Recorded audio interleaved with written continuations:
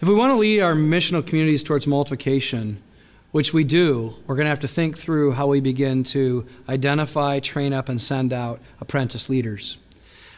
For me, in my experience, what I've found to be helpful in identifying who I would make an apprentice, or who I'd identify and put the hand on the shoulder and say, I want to begin to train you and to develop you, is this little acronym that I use called FATTER. It's not new. It's been used by a lot of people. I'm looking for someone who's faithful, available, teachable, and responsive. So in our missional community and in our environments together during the week, when we're going out together, when we're doing special projects together, when we're having parties together, when we're having Bible studies, when we're in DNA, whatever it may be that we're doing together throughout the week, I'm looking for, are they faithful? Do they show up when they say they're going to? Do they consistently commit to something when they say they're going to do it? When we say in a group, let's do this next month, do they show up for that? Do they help out with that? Do they press into that? So I'm looking for a faithfulness, someone who, when they say something, they do it. They're true to their word. I'm not looking for someone who does everything. I'm just looking for someone to do what they say they'll do, that they're faithful people. And so I'm going to create scenarios, in fact, where I get to see if what that happens. So I might even have a discussion in a group time saying, hey, let's talk about planning a retreat. Who would like to help with that? Someone says, I will. Then I'm going to now look and see how faithful they are to follow through with what they said they were going to do. It may be who will be in charge of putting together our meal schedules and to see if they faithfully do that. Maybe another person who says, in a time of discussion, I realize I need to go talk to somebody that's offended me or that I've been bitter at or I've had a hard time with for a long time. Then I'm going to pay attention. Do they go and do that? How long does it take them to be faithful to the thing that they said they believe God was calling them to do? So we're looking for faithfulness. Then we're looking for availability, meaning that they're willing to rearrange their schedule for others. They're willing to rethink the order of their life for the good of someone other than just themselves. So I remember even recently we were having a discussion in our missional community and saying, hey, we're going to start moving to Friday night as our regular weekly meeting. We were meeting on Wednesday night, but we need to move to Friday night because the school that we're reaching out to is going to have a barbecue every Friday night for some of the families that we're trying to serve there. And right away, I paid attention to what people were willing to do. And you had a few people I remember even say, well, I want to always have Friday night open because you just never know. Like, that's a great night to go out, on a date or whatever it may be. And so we said, well, okay, but this is what we're going to do. We're going to move it to Friday night. We'd love for you to make yourself available for that and rearrange your schedule. And then we saw how many people were willing to rearrange their schedule and show up and change their pattern of life for the mission.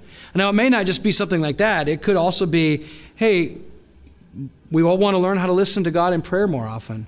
Okay, well, let's take Saturday mornings. We'll take an hour and we'll do prayer walks every week and learn how to listen to God. Or we'll open our Bible in a journal and I'll teach you how to do that. How many would like to do that? That's a little early in the morning. We don't want to get up that early. Okay, they're probably not yet willing to be available to grow more and more in their maturity. Now, it's not to say that there's something wrong with them or that we guilt them or shame them for not doing it. It's just when I'm thinking about an apprentice, I'm looking for faithful and available because I'm going to have to ask them to begin to take more and more responsibility. I'm going to ask them to rearrange their schedule to help others in our group, and they're going to have to learn how to lead in those ways.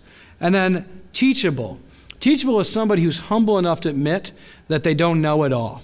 They're willing to be confronted when wrong. They're willing to be rebuked when they're rebellious. They're willing to be trained in areas that they still aren't strong in. And so a lot of times I'll use an assessment to assess our whole group on the areas of spiritual maturity in many fields like prayer and Bible study and stewardship and witnessing. And we have a whole tool for how we do that. And what I'm looking for in that is when someone fills it out and acts like they have it all together, like they don't really think they need help in anything. Now, it's not true because they do. They're likely trying to prove themselves and probably might have a difficulty receiving teaching and instruction. So I'm looking for someone who says, I'm weak in this and I need help in that. Or, Jeff, when you confronted me on that, there's some real truth there I need to listen to.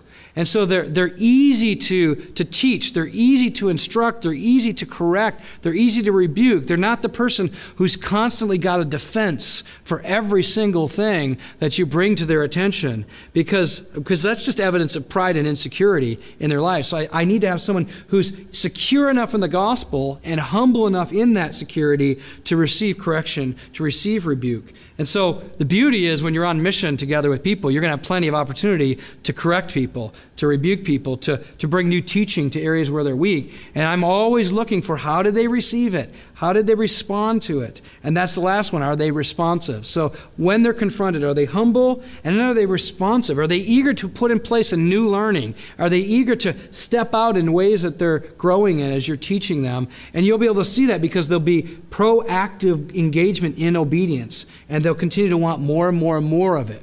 Now, how do you create an environment where that happens?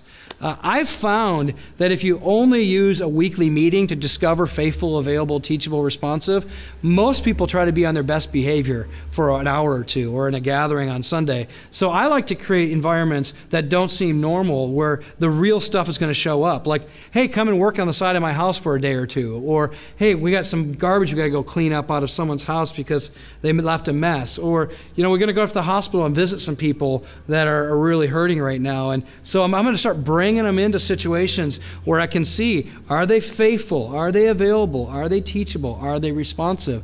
And those are the places where it gets best tested, is the places where they're not even aware they're being assessed.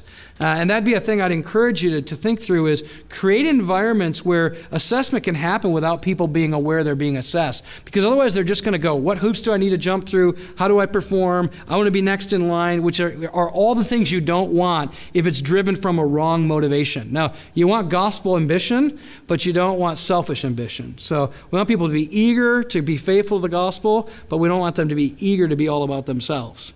Now, as you create those environments, you're looking for faithful, available, teachable, responsive. As I begin to identify there's some who might be, and I think they are, I have just a few different tests that I have. Like, I might give them just a little bit more responsibility in the group and see how they handle it.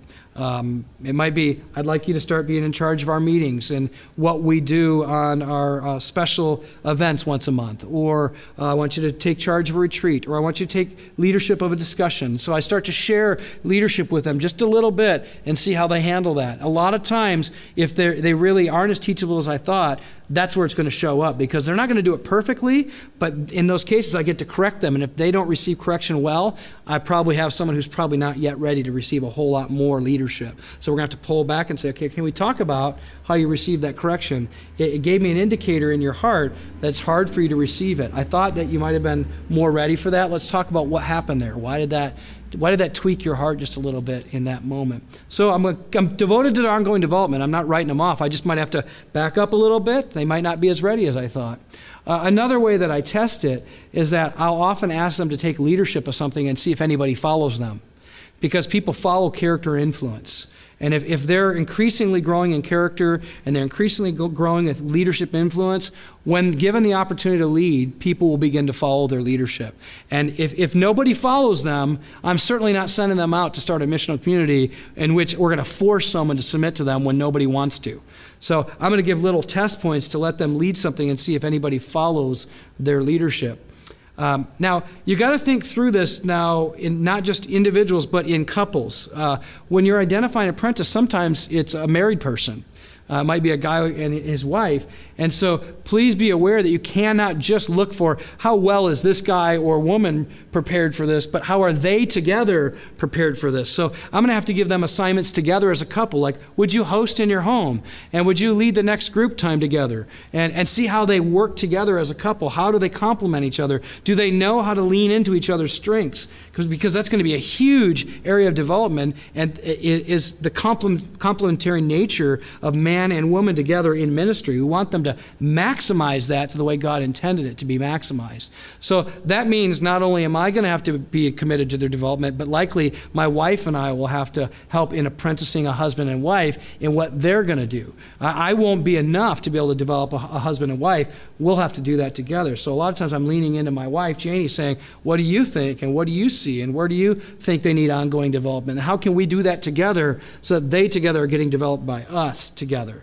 And so you'll have to think through developing the marriage, developing the financial life of that marriage, because that's another issue that's going to come up. They're going to have to spend more resources towards mission. You're going to have to look at how do they manage their household and their children, because when you're leading a missional community, you got to figure out how do they bring those kids in, and how do they lead other families, and how do they parent their kids on mission. So there's a lot of aspects that you're going to want to observe and begin to develop them in so that they're ready to leave. Now, when I get a group, a couple or a team of leaders ready to leave and be sent out of a missional community, one thing I will do is I'll let the group know we think that this couple or these individuals are ready to go and start a missional community themselves. Why don't you guys tell us a little bit about the people that you feel God's calling you to reach and what you think it'll look like to go reach them together. And I let the group know they're free to recruit any of you to leave and join them. And they're free to recruit anybody outside of our group to join them in this mission. So I often will give a couple or a team of leaders about a month to begin to share the vision, go and recruit people, try to get people to follow them. And at the end of that month, if they've got nobody that wants to go with them, they're probably not ready. If they do have people that are ready to go with them, then we got to look at who are those kinds of people, because they might be divisive people that are just looking for a way to kind of have their own thing in the church, and we got to be very careful about that. We got to get people who are committed to being on mission with that group and for the people they believe they're being sent to. So one of the activities I will try at the end of that 4 weeks is I'll say in our group, okay, this couple's ready to go. We think they're ready to go. They're going to go to another part of the room tonight. And when they leave, all those who want to join them, you go with them. And they're going to then lead you through a discussion on what's next as they lead you out on mission to form a missional community covenant around reaching a people group in this part of the city. If they go to another room and no one follows, and they got no one from outside wanting to follow, they're probably not ready yet. So what I'm looking for is clear calling. I'm looking for character that's influential enough for others to join them. I'm looking for a people group they can identify that they really want to reach, and a plan of how they're going to begin to reach them. And if they've got that, they're probably ready to be sent out and be commissioned for the work.